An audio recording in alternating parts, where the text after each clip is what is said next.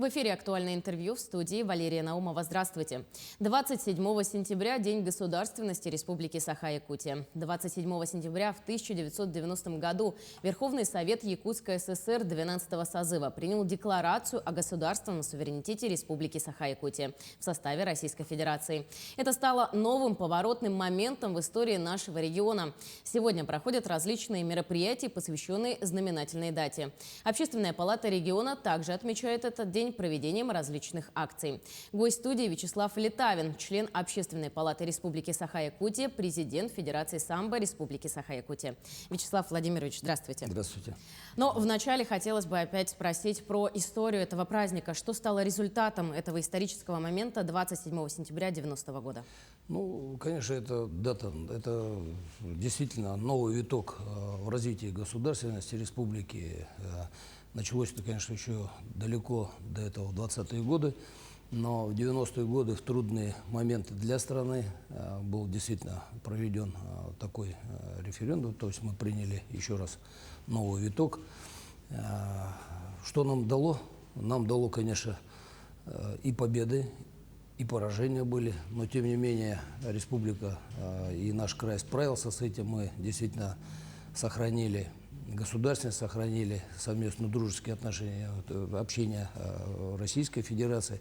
То есть сегодня есть и прирост и промышленности, есть и образовательная система. То есть, ну, конечно, хотелось бы, чтобы мы действительно шли, двигались только вперед. И хотелось так, чтобы сохранили мы и рабочие места новые, чтобы у нас действительно отток населения уменьшился из республики, чтобы мы сохранили север, который мы сегодня действительно в хозяйственной деятельности где-то, может, и потеряли, потому что, ну, проблем хватает, но я думаю, справимся. Справимся однозначно, потому что сегодня, как никогда, все прекрасно понимаем, что наша республика, как всегда это говорили, кладовая Российской Федерации, то есть здесь действительно много ископаемых, действительно множество. А самое главное, здесь хорошие люди, потому что, живя в таких условиях, люди, они действительно сами по себе добрые, сильные. И жить в таких крайних просторах нашей страны действительно не каждый может. Поэтому вот самое главное – это человеческий фактор. То есть людей надо сохранить наш генофонд, сделать так, чтобы молодежь сюда возвращалась после получения хороших знаний там, в других регионах нашей страны. Поэтому это большая работа, и я думаю, мы обязательно с этим справимся. Вячеслав Владимирович, но вы как президент Федерации самбо, вот ваши ученики защищают честь Родины на спортивной арене.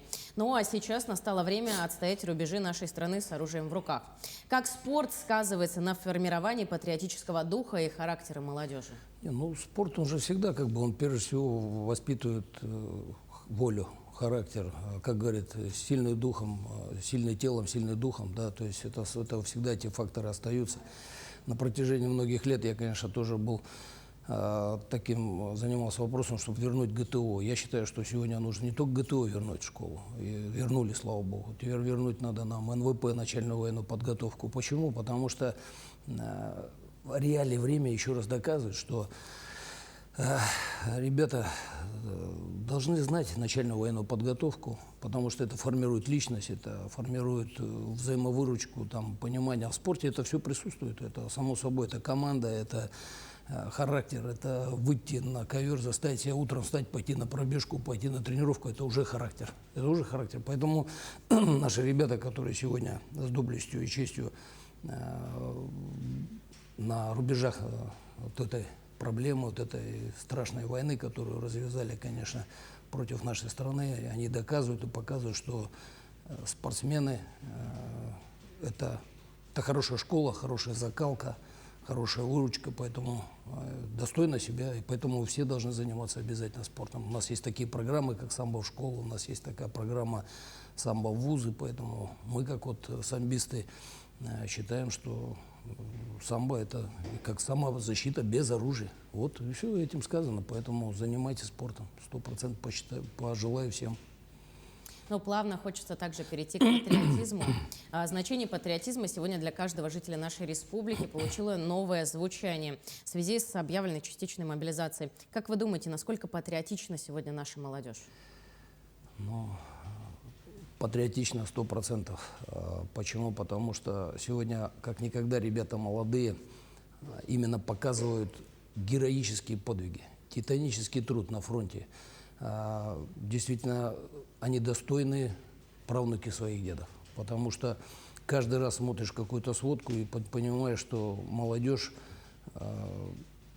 героически защищает поставленную задачу, они выполняют, защищают целостность страны, то есть это 100%. Но есть, конечно, и процент, который просто задурманен, который просто не понимает, что происходит. Просто нужно разобраться. Я вот много раз об этом говорю, что разобраться в этих текущих исторических моментах страны нужно просто изучать историю. Когда ты ее изучаешь, ты понимаешь, что сегодня происходит. Понимаешь, что это уже было когда-то, но было совершенно немножко по-другому.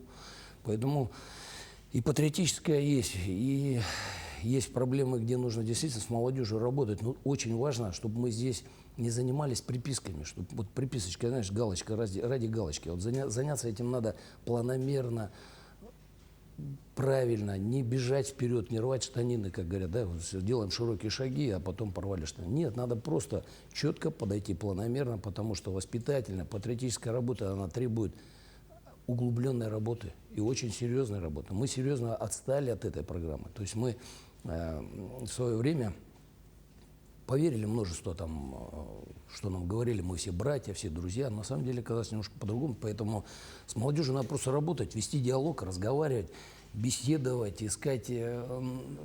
Сама молодежь, она сама по себе очень патриотическая. Просто с ними надо действительно рассказывать, беседовать. И я думаю, все будет нормально. Это про тот процент, который против. Но в основном у нас ребята молодцы.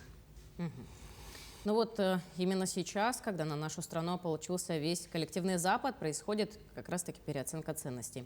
Как не потерять себя, как выстоять в условиях информационного давления и сделать правильный выбор и остаться патриотом своей Родины? Ну и опять еще раз повторюсь, учите историю. Когда ты ее учишь, ты понимаешь, что исторические моменты с твоей стороны, они действительно доказывают обратное, что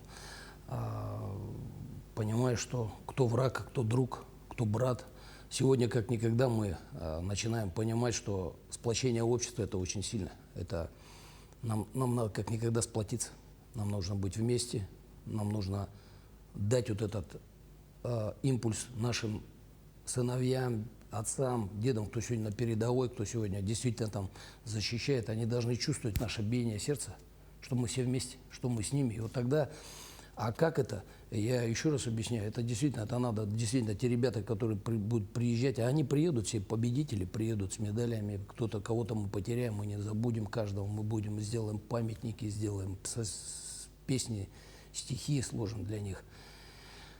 Но та работа, которой ребята вернутся, они должны идти в вузы, они должны идти в школы, в ПТУ, действительно беседовать, разговаривать с молодежью. Поэтому, я еще раз говорю, это такой тяжелый момент, который мы все равно преодолеем, эти все трудности, но только сообща, только вместе, только одним общим пониманием, что с нами Бог, с нами правда, это 100%. Ну, также еще в тему хочется спросить, как должны укрепить свой дух якутяне в такое непростое время? Сплотиться, молиться за наших братьев, за наших мужей. Многие задают вопрос, как быть. Вот у меня тоже сын учится в военном вузе, я тоже как бы с супругой сидим, разговариваем на эту тему. Я всегда говорю, как вот, она же тоже мать, тоже прекрасно понимает. И если завтра приказ, он также встанет и пойдет. Для того мы и мужчины, чтобы защищать свою родину. И каждую мать, каждую женщину, которая там переживает за своего мужчину, переживает за своего сына, там, мы прекрасно понимаем. Поэтому тут надо просто, тут общество, оно должно быть одно, как один элитный кулак. И вот если мы будем все как один кулак, если мы будем понимать, что сегодняшняя ситуация, она же не просто вышла как-то или высосана там из пальцев, она действительно, мы на протяжении многих лет пытались это оккупировать, не получилось. И сегодня мы действительно стоим на страже того, то есть наша задача спасти страну, или мы, или нас. Вот вся задача. Поэтому общество должно быть как один монолитный механизм. Все для фронта, все для победы. И тогда у нас все получится. А какие акции проводит Общественная палата в последнее время? Ну, мы недавно провели, вот прошел форум общественников, да, называется «Время действовать». Этот форум действительно открыл очень множество. Прежде всего, мы пригласили общественников, те, которые деятели, которые сегодня в обществе занимают именно активные, те, которые не сидят сложа руки, которые организуют там всякую помощь, там, вот, допустим, при пожарах, там, сейчас вот мы при мобилизации. Вот именно эти активные люди, и они должны идти в общество. То есть мы с ними мы беседовали, мы вели диалог о патриотическом воспитании, мы вели диалог как правильно выстроить бизнес, как правильно вот в этих тяжелых сегодняшних условиях, как правильно вести. Самое главное, чтобы власть, общественность и народ, вот эта вот ниша, она должна вот четко понимать. Вот, общественная палата – это для того, чтобы власть слышала народ, а народ слышал власть. И чтобы мы вот консолидировались вокруг некоторых государственных, между государственными вот этими программами, чтобы было понимание, что мы должны делать. Та же идеология, она нужна? Нужна. Патриотизм нужен? Нужен.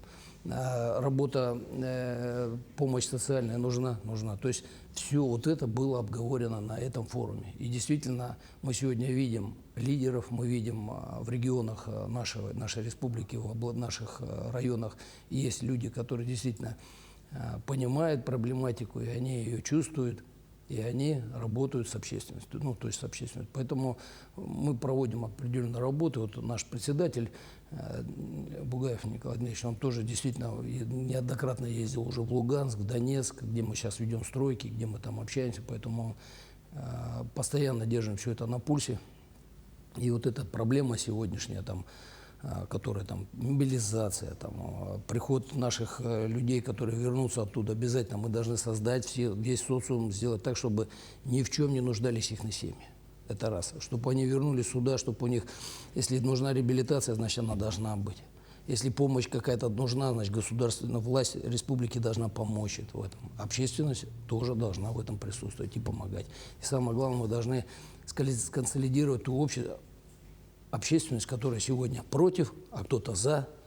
И вот нам нужно вести диалог, чтобы мы поняли, что у нас не должно быть гражданского противостояния. У нас должно быть как единый механизм. Поэтому мы должны общаться, искать диалог и с теми же мамами, там, бабушками, которые сегодня против там, определенных там, вот этих моментов. Надо объяснять, вести разъяснительную работу, что мы все равно победим.